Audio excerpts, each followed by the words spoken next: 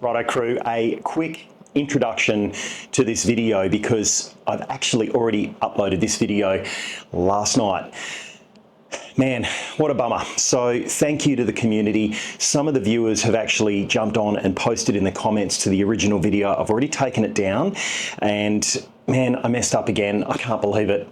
My hat is off to reviewers that dedicate their channels to doing hardware reviews and stress testing stuff and comparisons and charts, because it is a minefield. I did it again. I have uploaded footage of the 7800 against the 9800 in Microsoft Flight Simulator 2020.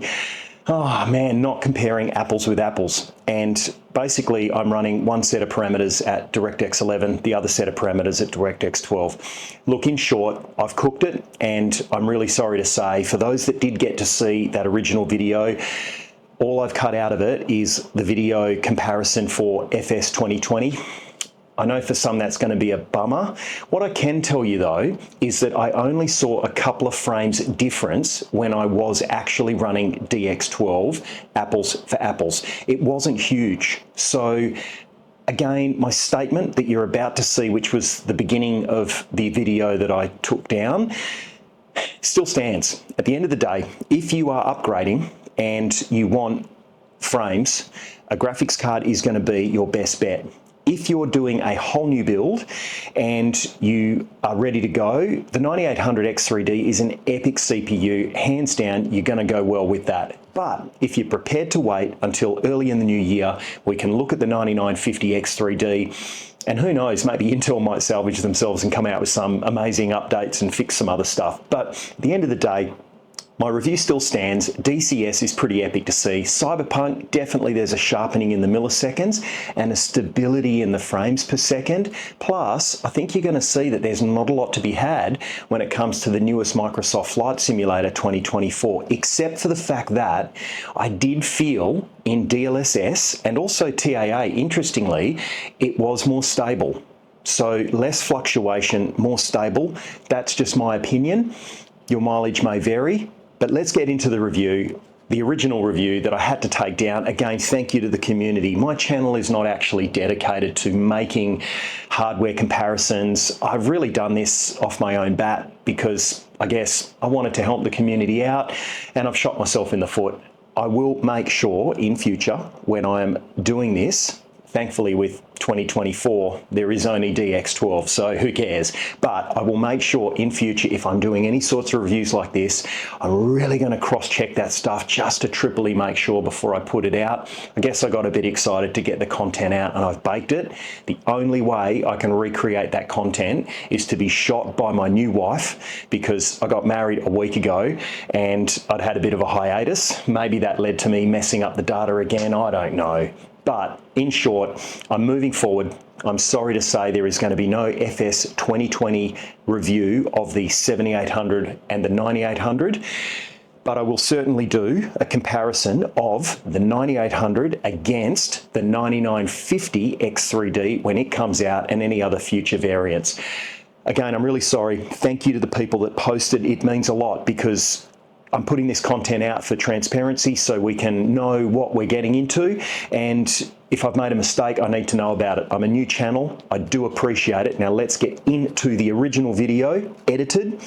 And for those that have already seen it, happy for you to comment in there that you were the ones that helped bring this to light. Let's get into the video. Whew. This is a review I've really been looking forward to making. I've been planning on upgrading my PC for quite a few years actually, but just really wasn't ready to make the jump yet to a whole new motherboard, a whole new chipset. I just stuck with the board that I had, which was the Z490F Asus motherboard. I showed that in my previous video where I upgraded to what I now have, which is the 870. X870F actually. It's the AMD variant of the Asus Strix motherboard F series. I like the design, I like the look. It's kind of got the vibe that I'm going for in my case. And I upgraded to the 7800 X3D. Now that was really cool to jump that many generations and switch to the AMD, I guess, gaming CPU, which was the 7800 X3D. But then I knew in buying that the 9800 X3D was only a short while away. and I purchased the 7800 with every intention of immediately getting the 9800 X3D the minute it dropped. Man, they've been in short supply here in Australia, but I managed to get my hands on one and I've installed it in the PC. And before doing so, I ran Microsoft Flight Simulator, DCS, and I decided to do Cyberpunk 2077 with the real VR mod so that we can have a look at what a modded game would benefit from. Now, we know Cyberpunk, those that are into it and keep up to date with everything, is pretty CPU intensive. So if you can have a really powerful CPU, it will definitely yield fruit. But what about in VR? And that's the same with DCS, it's the same with Microsoft Flight Simulator. Now, what's interesting is most of the reviewers out there, and for good reason, they are reviewing these CPUs at 1080p, 1440p, and the reason for that is because we need to remove the graphics card, we need to remove everything else from the equation so that the only thing running that race is the CPU. But we care about the real-world results in VR, because when it comes to virtual reality, every single frame you can get can be the difference between having a good time or a bad time. And also the frame timing, so the milliseconds of those frames. If you've got really high frame rates, well, that's one thing, but if the milliseconds aren't tight, that can also create problems. Plus, stable frames. It's one thing to have high frames that are fluctuating, but it's another thing to have steady, stable frames. And I'll let the cat out of the bag right now. I got a result on all three games. Cyberpunk, DCS, and Microsoft Flight Simulator have all yielded fruit from upgrading from the 7800 X3D to the 9800 X3D. In some cases, it's not as profound as others, but you'll notice the stability across the frames and the milliseconds of those frames. And when it comes to games like Microsoft Flight Simulator and DCS in virtual reality, it makes a huge difference. Cyberpunk, for instance, in order to test that game properly, I made sure that I put the virtual desktop and the headset into 120 Hertz mode so that I could achieve the maximum frame rate possible up to 120 frames in the headset. And Cyberpunk is a game that can make you quite nauseous, and you get a lot of shadowing and weird artifacts if you can't run a high resolution. And I've got to say, man, this is amazing. Now, the caveat to all of this, which has to be said, is that if you do not already have a 4090 graphics card, and look, I'm not a big follower of the AMD graphics cards. Maybe their top-end card also fits this bill, so I'm not discounting that. It's just my only major experiences in the GeForce graphics card arena, so it'd be wrong of me to be talking about stuff that I haven't had first-hand experience with. But if you do not already own an RTX 4090 graphics card, this video, by all means watch it, but it's not for you, because you are only going to yield fruit, really, from upgrading from a 7800 X3D or older CPUs to the 9800 X3D if you've also paired that with the most powerful graphics card on the market. The reason for that is you are going to gain much bigger results from just simply upgrading your graphics card. If you're only running, say, a 3080, a 3090, even 4060s, 4070s, if you jump straight to a 4090, instantly you are going to have a massive uplift. Yes, you need a CPU to feed those graphics cards, but honestly, going from a 7800 X3D to a 9800 X3D, if you're only running a 4070, it's really just not going to yield that much fruit for you. It'll maybe give you a couple of frames, I'm not sure, but you are mad. You really should be investing that money in upgrading your card first. So what this video is for is the extreme enthusiast like me who has got all of the latest hardware. You've thrown everything you possibly can at your rig, and you just want to get a couple of extra frames, and you want stability, and you want those milliseconds to tighten. The answer is yes. going from the 7800, going from the 5800 or any of those other CPUs and stepping up to a 9800 X3D is going to yield fruit, and it's going to bring stability at the same graphics settings that you're currently running. And I think it's worth the money. But that's on the premise that you've already got a 4090 or equivalent in AMD, you've already got all the right bits and pieces to make this happen, or you're at the coalface of needing to upgrade for whatever reason, and it's time for a whole new motherboard, it's time for a whole new generation. All right, PC specs. I've got the Asus X870F motherboard. I am running two 32 gig sticks of DDR5 6400 mega transfer memory. I am running the latest BIOS on the motherboard, and I'm also running a -40 undervolt on the CPU. That's pretty much it for my overclocking specs. I'm not really doing a lot else. I know that the memory is not running at 1:1, but I've played around with some of the settings, and to be honest, I'm pretty happy with the results that I'm getting out of my PC the way it's configured. I've got a RTX 4090 graphics card, and I am running the latest NVIDIA drivers that came out back in, I think it was November that they released, and everything is running smooth. I've got a heap of fans in that case, and I run all of my fans at max when I'm gaming, and I'm not running anything like MSI Afterburner or overclocking like that at all. I do have the MSI Afterburner on my rig, but I don't run it. I've actually played around with it, and I got to be honest, with the RTX 4090, I find that, man, there's some games that it just doesn't play well with. So for the most part, I just let it boost and do its thing naturally out of the box, and it works well for me. Other than that, I'm on Windows 11 Pro, and it's the 24H2 version. But that's about it. Let's get into the games. Let's have a look at the frames per second, and although it's tight, it is tight between them, it's going to be pretty clear to see that there is stability with the 9800 X3D over the 7800 X3D, and there are improved frames, and it's night and day for me. I'll apologise in advance about the Cyberpunk frames per second and how I captured that in the 7800 X3D. I really struggled to keep my head tracking correct so that I could keep the frames in view, but it's clear enough that you can see the improvement over the milliseconds and the frames going from the 7800 to the 9800 X3D. I will, as soon as it releases, be purchasing the 9950 X3D. We'll be slapping that in the motherboard, and we'll be running these tests again so that we've got something to compare it against. I hope you enjoy the video. Don't forget, like and subscribe, share it with all your crazy friends. I love making these videos, and I'll see you in the next one.